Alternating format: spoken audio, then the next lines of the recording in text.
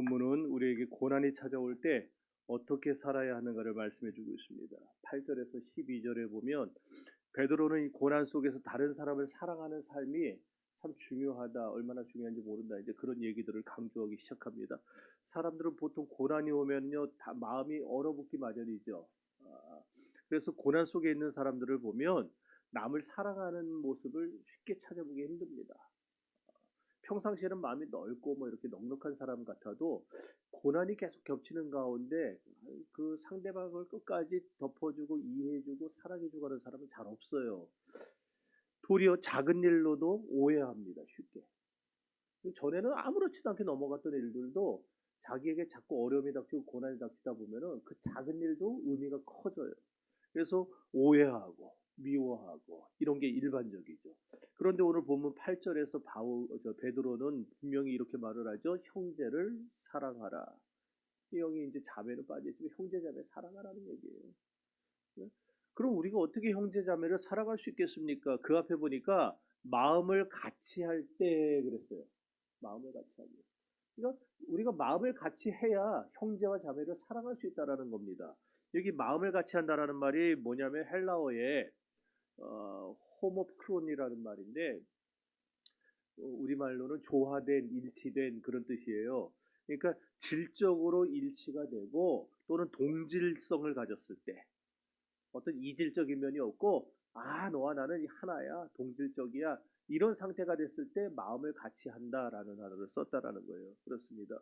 우리도 서로 일치될 때 사랑할 수가 있다라는 것입니다. 뭐로 일치돼야 되느냐? 그리스도로 일치되는 겁니다. 저와 여러분의 출신지와 뭐 배움과 그 다음에 성별과 우리의 모든 조건들이 다 틀리겠지만, 여러분도 서로 다 틀리겠지만, 그러나 우리 모두가 다 하나의 공통분모를 다 갖고 있는데 그 하나의 공통분모는 반드시 일치가 돼야 돼요. 조화가 돼야 되고 우리는 그거 하나로 동질성을 느껴야 되는데 그게 뭐냐? 예수라는 겁니다. 우리는 예수 안에서 하나가 돼야 됩니다. 그러므로 그리스도 안에 있는 한 형제와 한 자매라고 한다면은 우리는 서로 일치된 마음을 품고 서로를 대하는 모습이 필요하다라는 것이죠. 그래서 이 그리스도로 일치가 돼야 되는데 요때 이제 조금 더 깊이 들어가면은 우리는 그리스도를 믿는 일에 있어서도 본질적인 것에 대해서 일치해야 되는 거예요.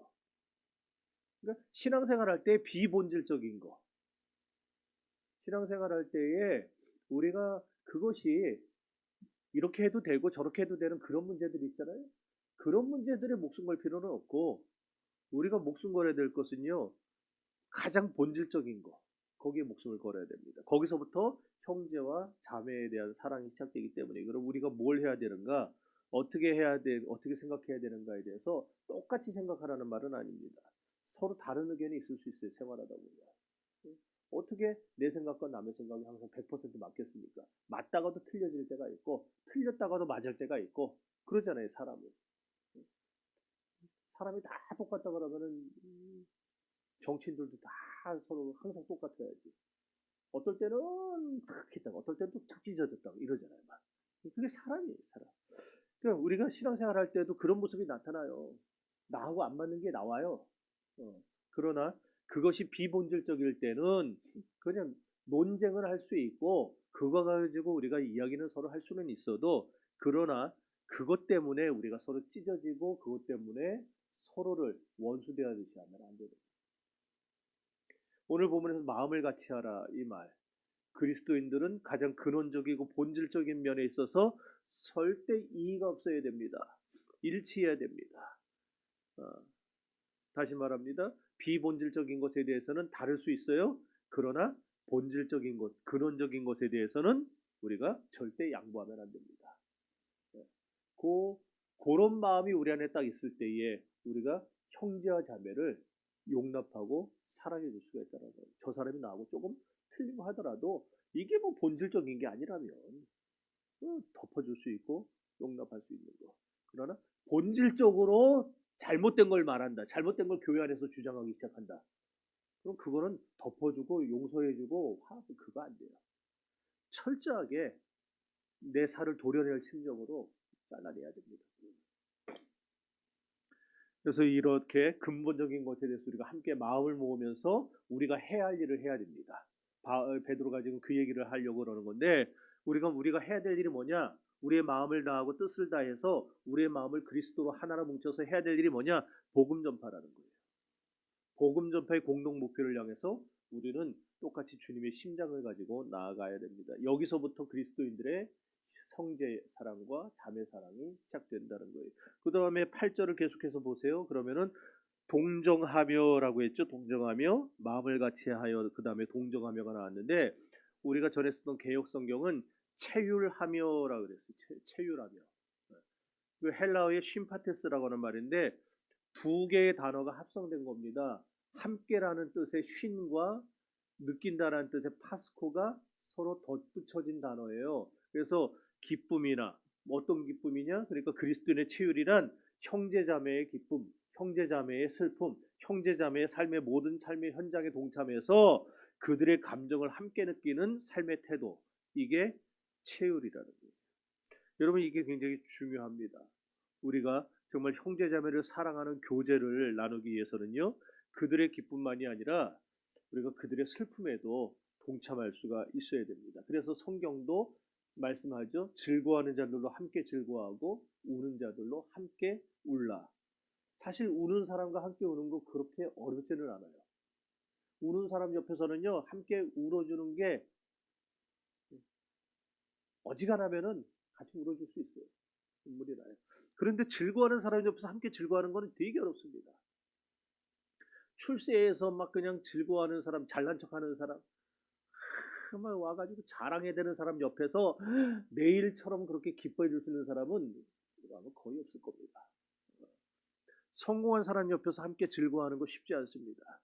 사람의 약자를 동정하는 거는 쉬워요. 다소 쉬워요. 그러나 남이 잘 되는 모습을 보면서 내일처럼 함께 손뼉치며 기뻐해 줄 수 있는 사람, 그거 참 어렵습니다. 그런데 여러분, 우리가 진정한 그리스도 안에 있는 형제 자매라고 한다면은 오늘 베드로는 그러는 거예요.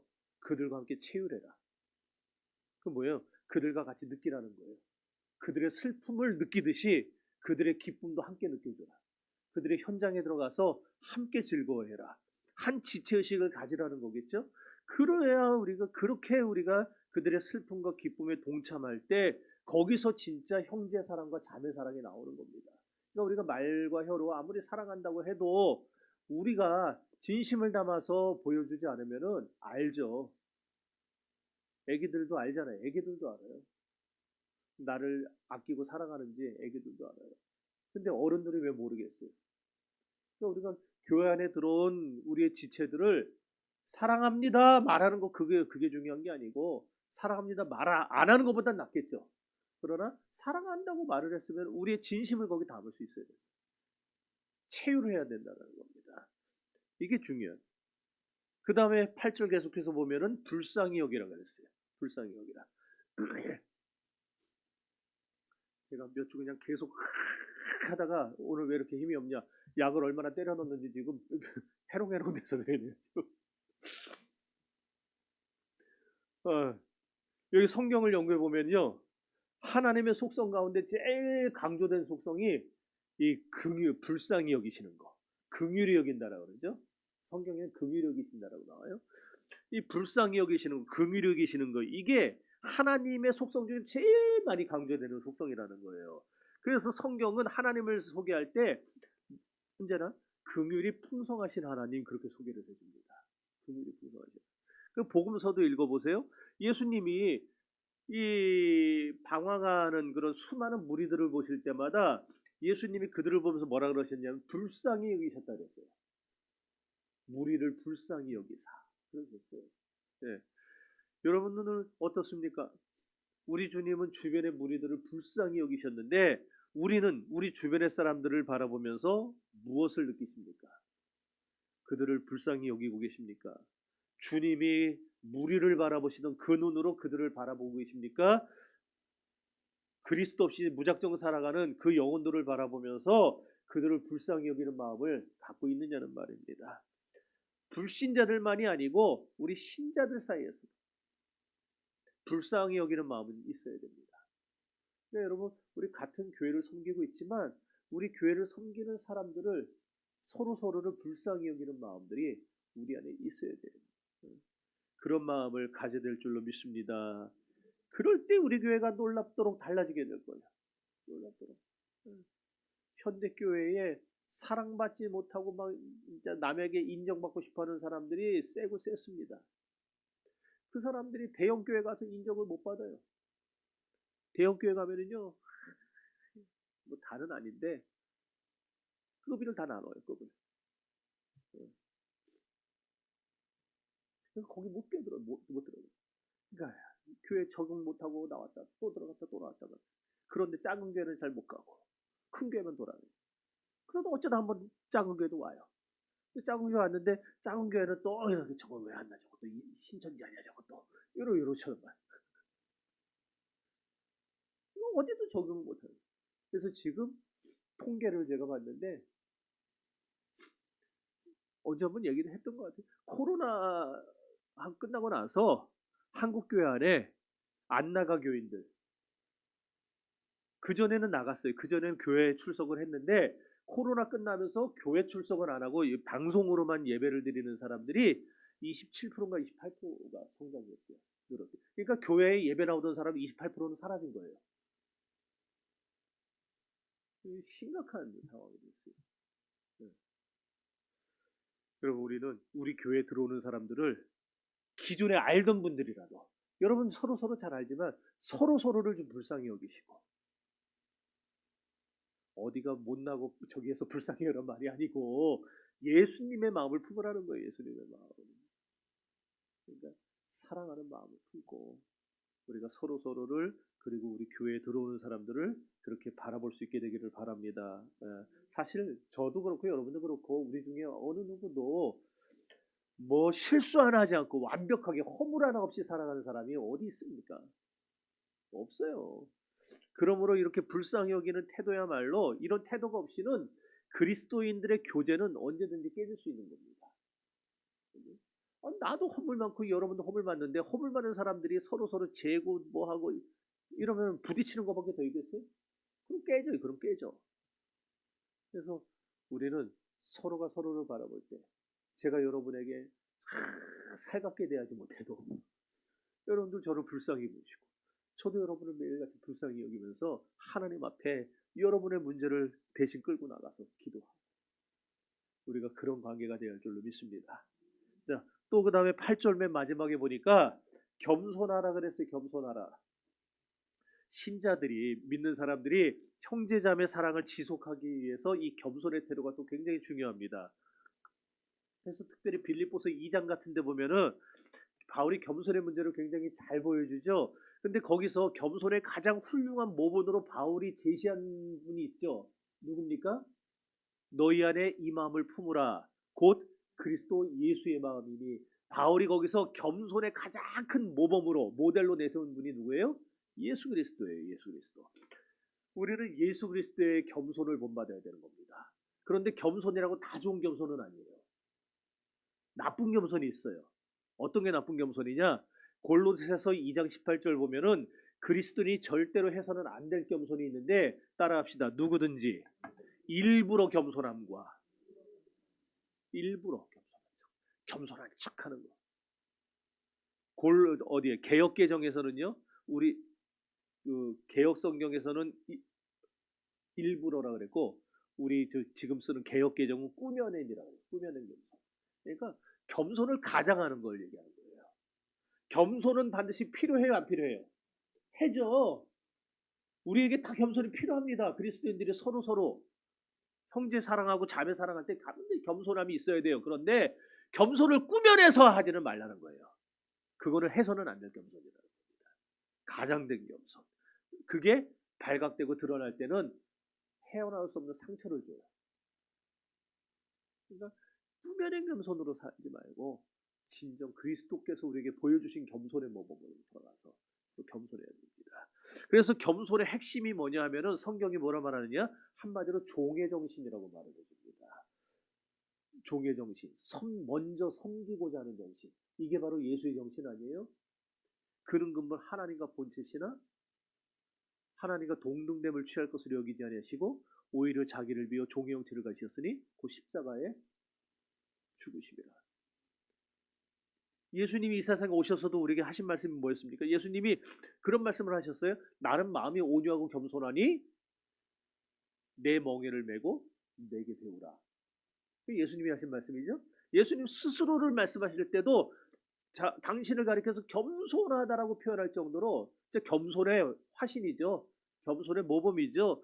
그런데 예수님이 이렇게 우리를 진짜 이렇게 겸손하게 대할 수 있었던 원인이 뭐였느냐면은 예수님은 처음에 오실 때부터 마음을 딱 먹고 오셨기 때문에. 무슨 마음을 먹었느냐? 섬기려고. 그래서 마태복음 20장 28절에 보면은 인자가 온 것은 섬김을 받으려 함이 아니요 도리어 섬기려 하고 자기 목숨을 많은 사람이 대속물로 주기 위함이니라. 그러니까 예수님은 이 세상에 오실 때부터 아예 마음을 먹고 오셨어요. 나는 섬겨야 되겠다. 그 마음을 먹고 오셔서 우리를 대하시니까 진짜 겸손이 나오게 되는 거예요. 예수님에게서는. 근데 우리는 내가 이 사람을 섬겨야 되겠다라는 마음을 먹지를 못하니까 내가 신앙생활을 해온 가락지는 있고 그러다 보니까 자꾸 가면을 써요. 여러분이 그렇다는 거 아니고 사람들이 그럴 수 있다는 거예요. 그래서 우리 더함교회가 그리고 나아가서 우리 한국교회가 이 종의 정신 이거 회복해야 됩니다. 겸손의 정신을 회복해야 된다는 거예요.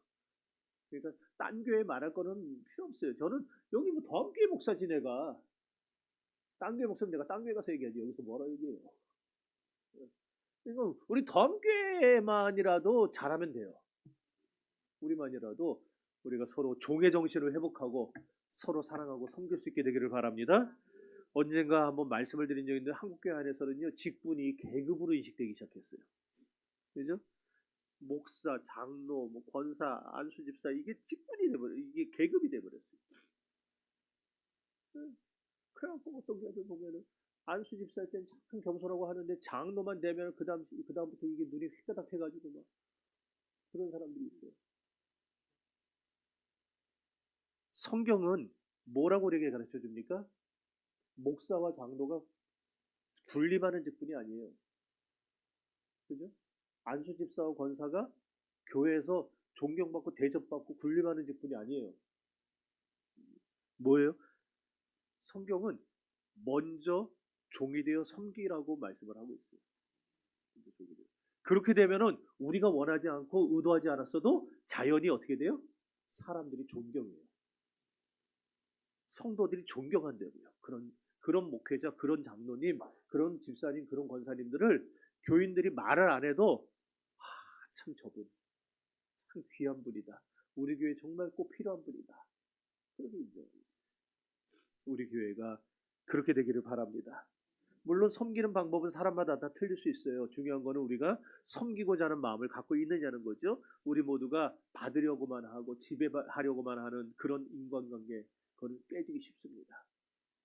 우리는 목사가 먼저, 장로님들이, 권사님들이, 집사님들이 먼저 우리 평신도들을 섬기고 그리고 청년들을 섬기고 어린아이들을 섬기는 가운데 우리 교회가 이 종의 정신을 회복하는 그런 교회가 될 수 있기를 주의 이름으로 축원합니다. 자, 이제 9절로 한번 가보세요. 9절에 가보면은요, 베드로가 형제를 사랑할 뿐 아니라 한 걸음 더 나아가서 뭐라고 지금 얘기하냐면 참 심각한 얘기를 합니다. 나를 핍박하는 사람까지 사랑하리. 자, 읽어봅시다.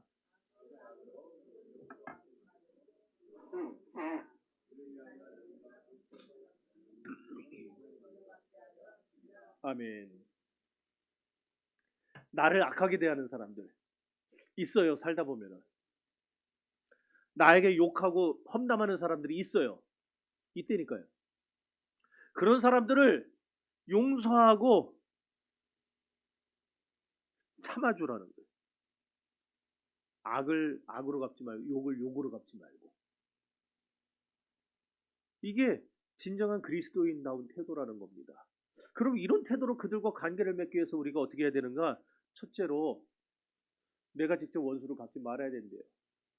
로마서 12장 19절 여러분 잘 아시는 말씀이죠. 원수 갚는 것이 누구한테 있다 그랬어요? 하나님께. 내게 있다. 너에게 있지 않고 내게 있다 그러셨어요. 그러니까 우리가 직접 원수를 갚으려는 것은 결국 뭐와 같으냐면은 내가 하나님이 하셔야 될 일이 있는데 하나님이 하셔야 될 일을 내가 하려고 하는 거예요. 그걸 뭐라 부릅니까?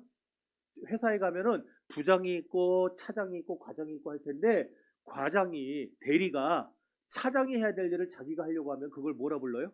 월권이라 그러죠. 예. 권한들이 나눠져 있잖아요. 해야 될 책임질 분량들이 틀려요. 근데 대리가 아니면 일반 평사원이 신입사원이 차장과 부장이 감당할 수 있는 일들을 자기가 하려고 그런다? 그 월권이에요. 할 수도 없을 뿐더러 해도 월권이에요. 근데 우리가 내가 원수 갚는 게 바로 월권이라는 겁니다. 하나님의 권한이에요. 그거는 하나님이 정해놓으셨어요. 원수 갚는 것은 나의 몫이야. 내가 할 일이야. 그러니까 너는 그거 신경 쓰지 마. 내가 알아서 할 테니까 너는 신경 쓰지 마. 너는 거기에 대해서 관심도 갖지 마. 내가 알아서 다 해줄게. 그게 하나님의 입장이에요. 그래서 나 스스로 그런 원수를 안 갚는 거, 그럼 여기서 다 끝나느냐? 그것도 아니에요. 여기서 한마디 더 나갔죠. 두 번째로 원수가 내게 행한 일을 잊어버려야 됩니다. 미치는 거예요. 이제 저도 이 설교하면서 내가 참 나는 저러고 있는가 나는. 원수가 내게 행한 일을 잊어버려야 돼요. 잊어버려. 우리가 남이 나에게 잘못한 것을 종종 용서한다고 말을 하는데 끝까지 그 행동을 잊지 못하는 때가 있어요. 솔직히. 그런데 우리가 상대의 잘못을 진정으로 용서했다는 것은 뭘 보고 할 수 있느냐? 그 사람의 잘못을 기억하지 않는 데 있는 거예요. 내가 옛날에 그랬는데 너 그런 적 있었어? 잊어버린 거죠. 그게 용서라는 겁니다. 진짜 용서했다면 우리는 잊어야 됩니다. 아니 목사님 그게 어떻게 가능합니까? 말이 되는 소리를 하십시오. 목사님 그렇게 합니까?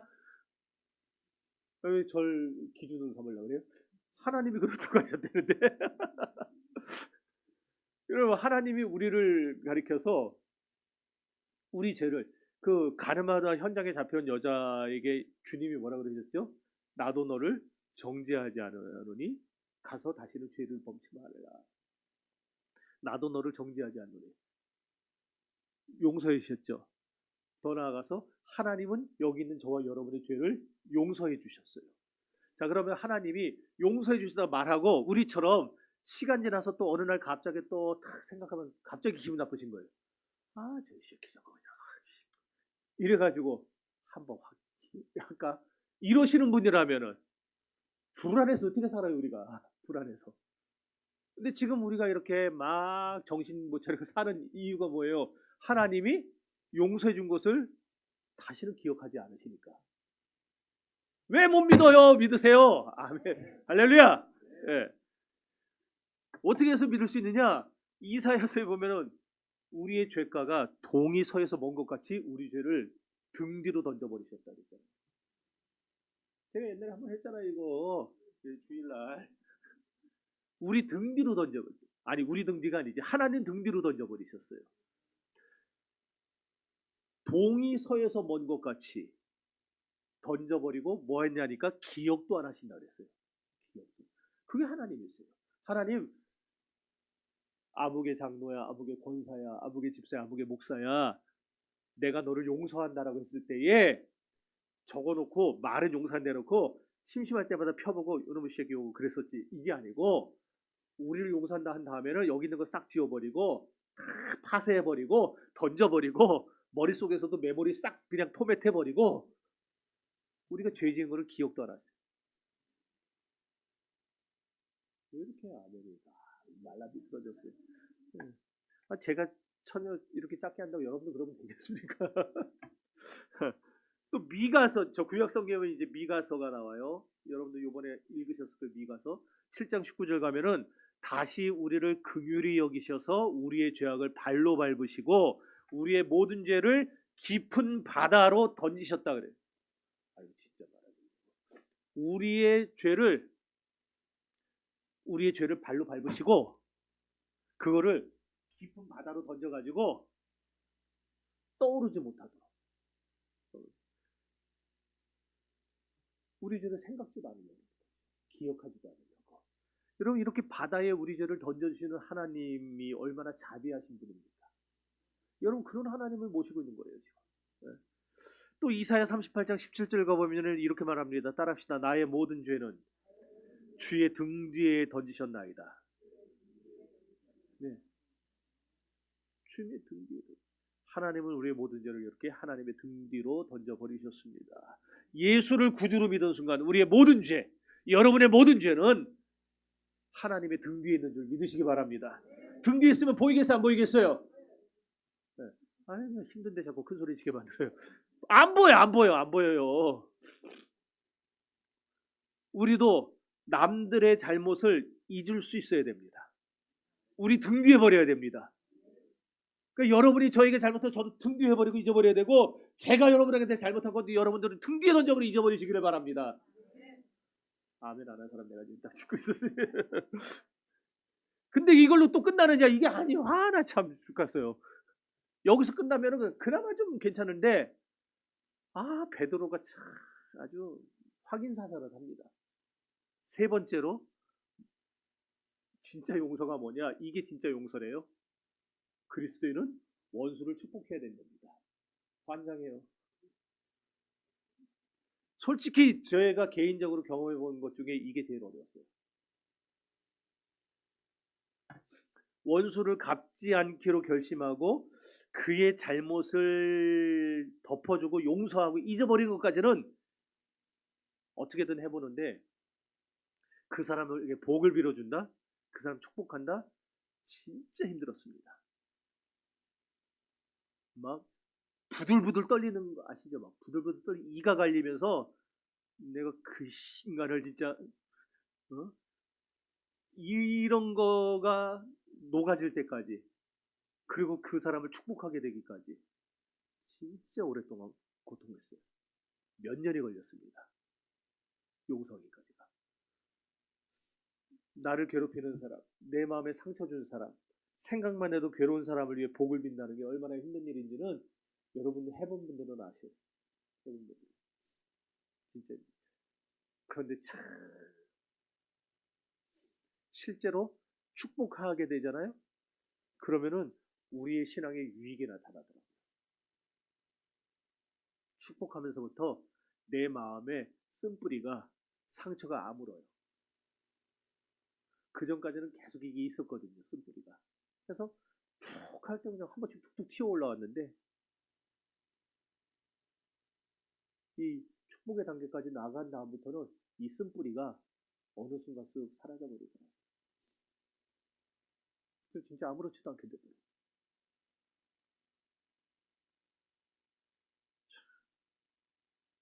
그래도 그 다음에 이런 일이 벌어지면 그럼 쉽게 할 수 있는 용서를, 그게 안 되더라고요.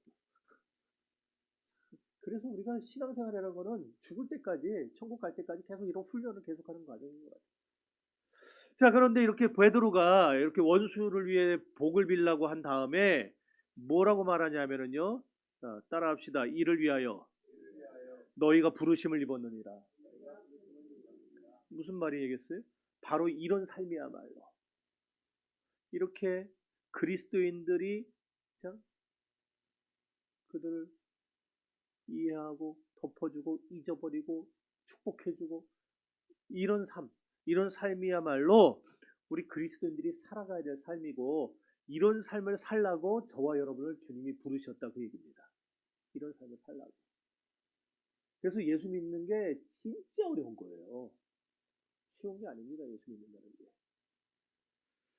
그리고 우리가 그런 삶을 살아갈 때에 뭐라 그랬냐니까, 오늘 베드로전서 3장에서 이런 복을 유업으로 받게 하실 것이다. 우리에게 복이 있을 거라고 말씀하십니다. 여기서 이런 복이 뭐냐? 장차 두 가지예요. 장차 우리가 하나님 나라 들어갔을 때에 받게 될 그 풍성하고 영적이고 미래적인 축복. 아직 우리가 받은 건 아니죠. 나중에 들어가면 받을 거예요. 이런 영적인 축복, 미래적인 축복이 있고, 또 하나는 이 세상에 살면서 누리게 될 실제적이고도 현실적인 축복이 있다는 거예요. 그러니까 제가 주일날에도 설교하다가 소개는 했지만은 마가복음 6장이었네, 몇 장이었네, 거기. 주님을 위해서, 주님의 나라, 하나님의 나라를 위해서 우리가 핍박을 받고 인내하며 믿음을 지킨 자들은 장차 내세에서도 복을 받을 것이고, 거기 보면 뭐라 했어요? 금생에서도 복을 받을 것이다 그랬죠. 그 말이에요. 하나님은 우리가 이런 삶을 살 때 장차 영적인 축복을 하늘나라에 준비해 주실 것이고, 그리고 실제적으로 지금도 우리가 세상을 살아갈 때에 필요한 그때그때의 축복을 우리에게 주실 것입니다. 네, 이 사실을 믿으시기를 주의 이름으로 축원합니다. 근데 반면에 원수를 미워해 보세요. 미워하는 건 쉽죠? 미워하는 건 엄청 쉽습니다. 이를 갈아보세요. 근데 점점 비참해지는 건 누구냐면 나예요. 나 자신이에요. 그 사람만 생각하면요, 막 혈압이 오르고요, 얼굴이 굳어지고, 막 가슴이 떨리고, 계속 그래. 잠도 안 오고, 그죠? 결국 손해는 다 누가 보내면 내가 보는 거예요, 내가 봐요.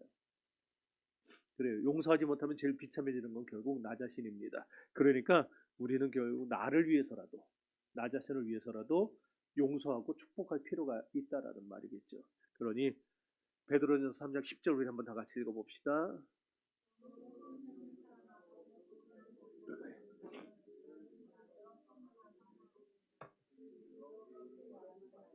아멘.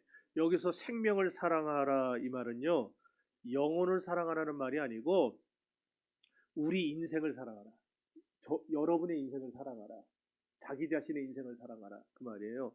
그러니까 하나님이 여러분에게 주신 삶을 가치 있게 살아가라는 말입니다. 여러분도 가치 있게 사셔야 돼요. 우리 삶이 똑같은 24시간인데 가치 없게 살면 안 된다는 겁니다. 뭐가 가치 있고 가치가 없느냐? 그 여러분들이 곰곰이 생각해보면 답이 나오죠. 그런 다음에 좋은 날, 행복한 날을 살고자 하면은 이웃과 바른 관계를 맺어야 된다고 합니다.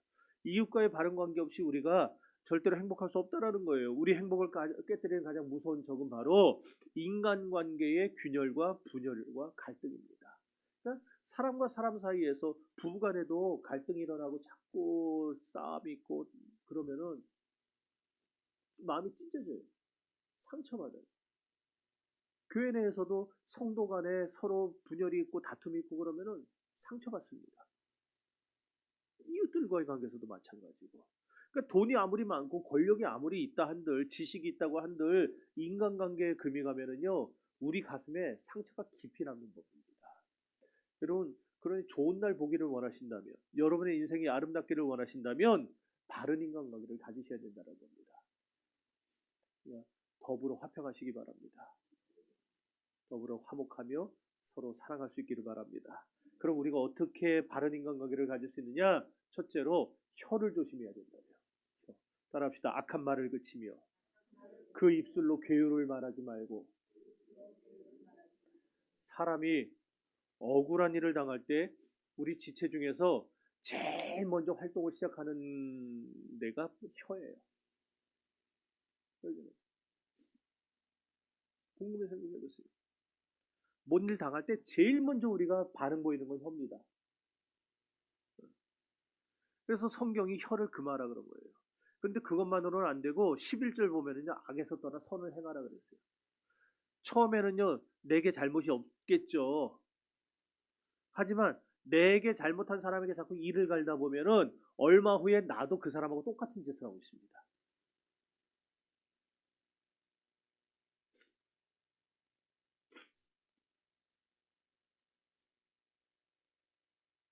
그런 거 TV에서 나오는 그런 상담하는 과정 그런 거 보셨나 모르겠네. 어떤 사람이 자기 아버지를 너무너무 미워해요. 진짜 너무 미워해가지고 막 죽이고 싶은 막 그런 마음도 충동도 받고 하는데 자기는 절대로 나중에 결혼하면은 우리 아빠처럼은 안 산다. 네, 우리 아빠처럼은 안 된다라고 다짐을 해요. 근데 결혼하고 나중에 보면은 지 아빠랑 똑같이 살고 있죠. 그런 경우 보죠.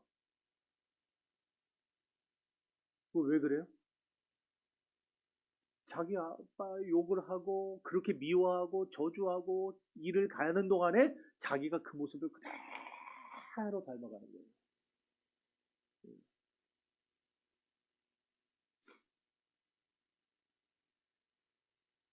우리는 그렇게 된다는 거예요. 그래서 악에서 떠나 선을 행하라. 우리는 적극적으로 선을 행해야 됩니다. 악에 빠지지 말아야 됩니다. 그러기 위해 혀를 조심해야 됩니다. 뭔 일 있을 때마다 이 혀로 죄짓지 않도록 늘 입 다물고. 그러니까 혹시나 나올 때만 이거 하자. 응. 그렇게라도 해야 돼. 그렇게라도 해야 돼요. 응. 혀 조심하시기 바랍니다. 두 번째로 화평을 구해야 된다 그랬어요. 11절 다시 따라합시다. 화평을 구하여 이를 쫓으라.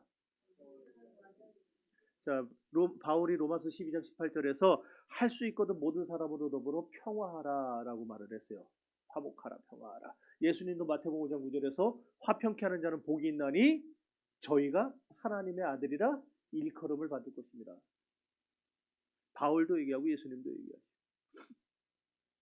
화평해야 된다. 화평. 믿지 않는 사람들이 우리를 가리켜서 저 사람 진짜 하나님 사람이구나 하고 감탄할 때가 언제일까요? 언제 우리를 보면서 감탄할까요? 대답 안 해도 돼요. 질문하는 거 아니에요. 네. 우리가 화평의 삶을 실천할 때예요. 화평의 삶을 실천할 때. 네. 우리가 사랑할 수 없는 사람을 사랑하고 화평을 위해서 희생할 때 불신자들이 예수쟁이는 뭔가 다르구나 그렇게 생각하는 거예요. 이게 바로 주님께 영광 돌리는 삶입니다. 그 사람들이 생각도 안 해보던 예수님을 우리를 보면서 생각하게 돼요. 도대체 저 사람들은 어떻게 저럴 수 있을까? 저들은 교회를 다닌다 그런데 교회를 다니면은 저 사람처럼 될 수 있을까? 주님을 생각하게 되고 주님께 영광을 돌리고. 자, 그러면은요. 우리가 이렇게 사람을 사랑하고 용서하면서 나아가 적극적으로 축복하는 삶을 살 때 주님은 우리에게 어떻게 해주시겠다, 뭘 해주시겠다 약속하셨는가 읽어봅시다.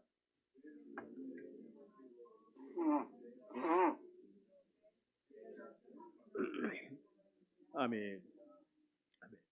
베드로가요 다른 누구보다도 주님의 눈, 주님의 얼굴에 대한 추억이 많았던 사람일 겁니다. 안 그렇겠어요? 3번씩이나 예수님을 부인하던 베드로였죠. 근데 그날 새벽에 닭 올 때, 그리고 멀리 십자가 들 때, 쫓아갔을 때, 그 예수님을 부인하던 그때에 베드로가 예수님과 눈이 마주치는 장면이 나와요. 예수님이 어떤 눈으로 보셨을까? 베드로를 어떤 눈으로 보셨을까? 그러니까 예수님이 여기 조금 아까 읽어 주의 눈, 주님의 귀, 주님의 낯. 베드로가 이 말을 할 때 베드로는 지금 다른 사람이 이 글을 쓸 때보다 훨씬 더 자기의 옛 생활, 옛날 모습이 지금 막 생각나면서 진짜 아주 적나라하게 우리에게 써주고 있는 거예요. 얼마나 주님의 눈과 마주쳤을 때 뭐 여러 가지 감정이 있었겠죠. 창피하기도 했을 것이고 두려웠기도 했을 것이고 참 온갖 그런 뭐 주님과 함께 지내왔던 일들이 막 생각나기도 했을 것이고 그러면서 자기가 주님을 배반했다는 그 고통의 몸부림도 쳤을 것이고 온갖 감정이 막 속에서 들고 일어났을 거예요. 그러기에 베드로는 지금 그 누구도 하지 못하는 이런 말을 할 수 있는 겁니다. 주님의 낯은 악행하는 자들을 향하신다. 주님은 베드로를 보시는 것 같이 우리를 보고 계십니다. 우리를 보고 계세요. 주님이 우리를 보고 계실 때 그 주님 앞에서 악을 선으로 갚는 자들이 되어야 되겠습니까? 악을 악으로 갚는 자들이 되어야 되겠습니까? 아니면 더 나아가서 선을 악으로 갚는 자가 되어야 되겠습니까? 우리가 하나님이 원하시는 삶을 산다는 게 참 중요합니다. 하나님이 원하시는 삶이 뭡니까? 뭐 여러 가지가 있겠지만 그 중 하나가 바로 서로 사랑하는 삶인 줄을 믿으시기를 바랍니다. 사랑하며 삽시다. 그래서 오늘 13절에서 15절 같이 읽어보고 마칩시다.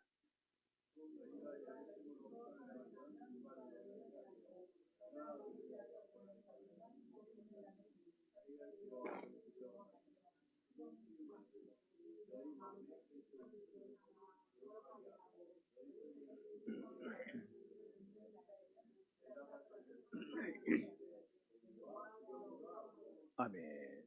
여기 지금 두려움이라는 단어가 지금 계속 3번 연거푸 나오고 있죠. 근데 우리가 반드시 기억해야 될 것은요.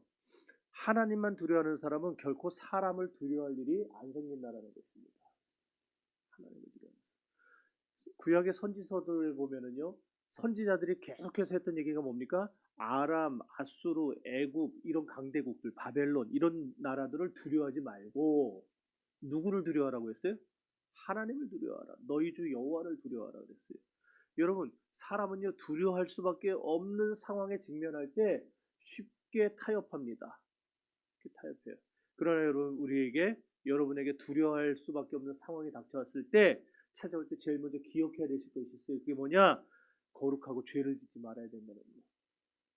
그러면 우리가 거룩하게 해서 어떻게 해야 되는가? 하나님을 두려워해야 됩니다. 내가 이렇게 할 때 하나님이 기뻐하실지 안 하실지, 이것이 하나님께 범죄가 되는지 아닌지 늘 기억하면서 하나님을 두려워하시기를 바랍니다. 이렇게 하나님을 두려워하는 마음이 없으면 우리 마음 안에 거룩함이 상실되어요. 그래서 고난이 찾아오고 위기가 직면할 때에 현실과 타협하기도 쉽고 죄에 빠지는 것도 쉽습니다. 그래서 14절을 보시면은요, 그러나 의를 위하여 고난을 받으면 복 있는 자니 저희의 두려움을 두려워 말며 소동치 말라 그랬어요. 무슨 말입니까? 두려워할 수밖에 없는 환경에 처할 때에도 타협하지 말라. 사람을 두려워서 그 공격에서 빠져나가려고 죄짓지 말라. 오히려 의를 위해 고난을 받으라. 그런 말입니다. 왜냐? 우리가 두려워할 대상은 사람이 아니라 하나님이시기 때문에. 그 다음에 15절 보시면은 너희 마음에 그리스도를 주로 삼으라 그랬어요. 이게 무슨 말이에요? 두려움이 찾아오면 우리는 사람들을 주님으로 삼기 쉽다는 얘기입니다. 예를 들어서 물질이 나를 위협할 때 나에게 두려움을 안겨주면요, 그때부터 물질이 내 주님이 됩니다. 물질이 내 마음과 생각을 지배하기 시작해요. 그리고 건강이 나를 위협할 때 이제는 건강이 주님 자리를 차지합니다. 그래서 우리는 그런 때에 물질이 나를 두렵게 하고 건강이 나를 두렵게 하고 승진이 직장이 나를 두렵게 하고 사업이 나를 두렵게 하고 이런 때에 우리는 그 와중에서 그리스도를 주로 삼아야 됩니다. 물질을 주로 삼지 마세요. 건강을 주로 삼지 말고 사업을 주로 삼지 말고 우리는 우리의 주 예수 그리스도를 우리 주님으로 삼을 수 있어야 할 것입니다. 이 말은, 그리스도를 주로 삼으라는 말은 내 삶을 구별해서 하나님 앞에 바치라는 말입니다. 쉽게 타협하고 쉽게 인기 있는 사람을 따라가는, 그래서 예수 믿는 사람인지 안 믿는 사람인지 분간이 안 되는 그런 사람 되지 말라는 얘기입니다. 어떤 고난과 두려움이 오더라도 그런 상황 속에서 우리의 구별된 삶을 주님께 바쳐야 됩니다. 그것이 하나님이 그리스도인들에게 바라시는 그리스도인의 삶입니다. 그렇게 그리스도를 확고하게 내 삶의 주권자로 모신 사람은 어떻게 되는가? 자, 15절입니다.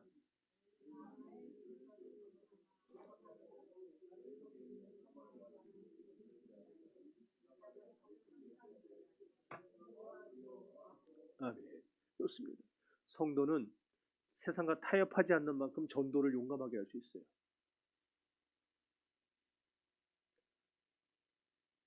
반대로 세상과 타협하는 만큼 전도의 능력은 상실됩니다. 고난이 와도 그리스도를 주로 삼는 이 분명한 믿음 위에, 이 분명한 삶 위에 서게 될 때 그 고난은 복음을 향한 열정을 끊어내지 못합니다. 도리어 복음을 증거하는 가장 위대한 기회가 될 수 있습니다. 그래서 기독교 역사상 복음의 영광이 가장 많이 드러났던 때가 언제였느냐? 바로 순교의 시대였어요. 핍박을 받을 때였습니다.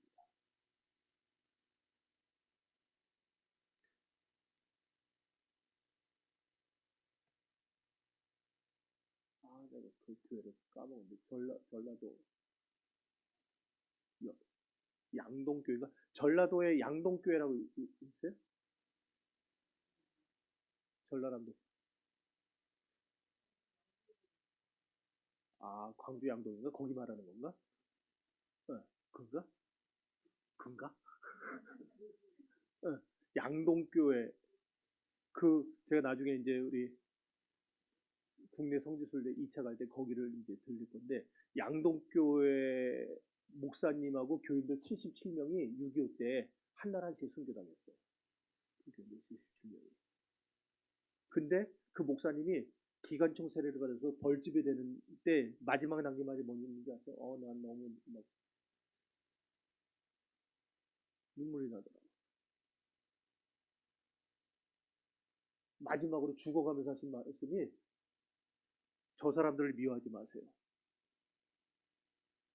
저 사람들을 용서하세요. 그러고 죽었어요. 그러고 숨겨졌어요. 그래서 다음에 갈 때 그 교회를 꼭 한번 가보려고. 이런 순교회 때 하나님이 가장 많은 영광을 받으셨었죠. 그래서 기록에 보면, 초대교회 기록에 보면은요, 그리스도인들을 박해하는 사람들은요, 그리스도인들을 죽이면서 고민을 많이 했대요. 도대체 저 인간들은 뭐 때문에 어떻게 해서 저렇게 죽어가면서 찬양하고 기뻐할 수 있는가? 그래가지고 그게 너무 궁금해가지고, 너무 궁금해서 그 고민에 대한 해답을 지들이 찾아가다가 자기가 핍박하던 그 그리스도를 자기가 받아들여요. 그리고 얼마 전에 자기가 기독교인을 죽였는데 이제는 자기가 스스로 잡혀서 순교의 잔을 받아 마셔요. 그런 일들이 비일비재하게 일어났습니다. 순교의 때에.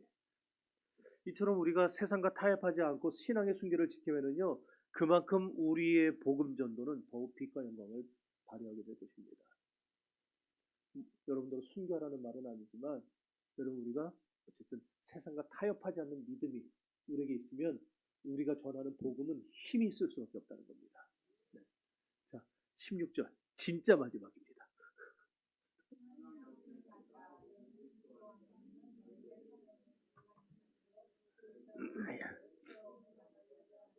아멘. 여기 지금 양심이라는 말은 함께 본다는 말이에요. 어떤 분들은 양심을 그래서 영혼의 창이라고도 표현하더라고요. 토스토예프스키가 자기 책에다가 양심은 하나님이 우리 안에 주신 하나님의 목소리라고 글을 썼더라고요. 하나님이 우리 안에 주신 하나님의 목소리. 양심이 맑으면 영혼의 창이 맑아집니다. 이 맑은 창을 통해서 진리의 빛이 우리에게 쏟아져 들어오게 되는 것이고, 여러분 선한 양심을 따라서 그래서 우리가 살아가야 합니다. 여러분이 알고 있는 진리를 따라가는 삶이 선한 양심입니다. 바울도 믿음과 착한 양심을 가지라고 우리에게 권면했어요. 양심은 귀하지만 흔들릴 수 있고 더러워질 수 있고 약해질 수 있습니다. 화인을 맞을 수도 있어요. 그런 일이 벌어지지 않도록 우리는 매일매일 우리의 양심을 선한 양심이 되도록 갈고 닦아야 됩니다. 나는 됐어라고 하는 순간 우리 양심은 때가 끼기 시작하는 거예요. 때가. 그래서 이게 두꺼워지면 나중에는 안 벗겨져요. 때가. 욕실 물 때도 오래되면 벗기기 너무 힘들잖아요. 여러분 우리 양심이 이런 때가 묻지 않도록 매일매일 닦으시기를 바랍니다. 그러면 그렇게 선한 양심을 우리가 유지하면 어떻게 되느냐? 우리를 비방하는 자들이 오히려 부끄러움을 당하게 된다는 것이에요. 끝으로 어떻게 하면 우리가 선한 양심을 가질 수 있는가? 첫째로 죄가 들어오면은 즉각 죄를 토해버려야 되고, 둘째로 성경 말씀으로 무장해야 되고, 마지막 셋째로 내 삶이 성령의 지배를 받아야 됩니다. 그런 선한 양심을 따라서 영혼을 구원하고 하나님의 영광을 드러내는 저와 여러분들이 되실 수 있기를 주님의 이름으로 축원합니다.